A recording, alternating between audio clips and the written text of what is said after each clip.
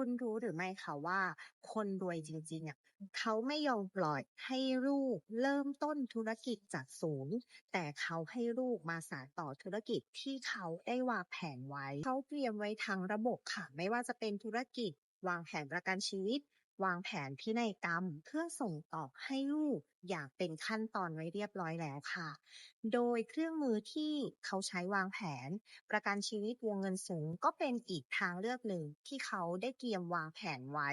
เพื่อส่งต่อสินทรัพย์ให้ลูกโดยไม่ต้องมีการทะเลาะเบาะแว้งไม่ต้องมาแข่งแย่งกันในเรื่องของสมบัติในอนาคต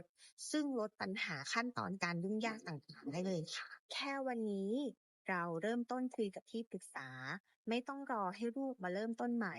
โอกาสของที่เริ่มต้นได้ตั้งแต่วันนี้